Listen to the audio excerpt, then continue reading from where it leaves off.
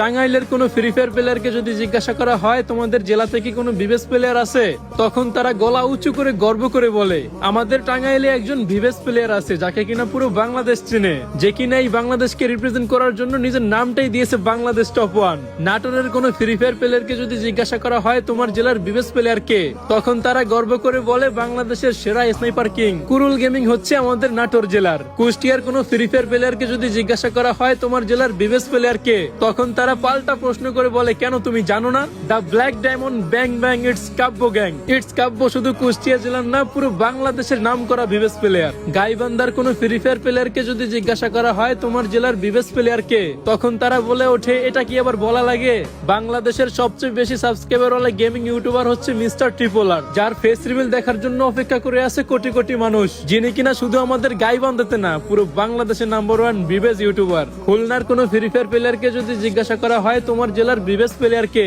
তখন তারা এক কথায় বলে ওঠে বর্তমানে টিকটকে যে কাপাইতাছে ট্রেন্ডিং সেই আমাদের খুলনা জেলার একমাত্র বিবেস ইউটিউবার একে মিরাজ গেমিং। নোয়াখালীর কোনো প্লেয়ারকে যদি জিজ্ঞাসা করা হয় তোমার জেলার বিবেস প্লেয়ার কে, তখন তারা বলে ওঠে আমার জেলার বিবেস প্লেয়ার হচ্ছে জিডব্লিউ সিয়াম ভাই। আর আমাকে যখন কেউ জিজ্ঞাসা করে যে তোমাদের ভোলা জেলার বিবেস প্লেয়ার কে, তখন আমি হতাশা ভরা চোখ নিয়ে নিচের দিকে তাকিয়ে বলি আমাদের ভোলা জেলায় কোনো বিবেস প্লেয়ার নাই। তোমাদের কার কার জেলায় কোনো বিবেস প্লেয়ার নাই আর কার কার জেলায় কোন কোন বিবেস প্লেয়ার আছে আমি কমেন্টে দেখতে চাই।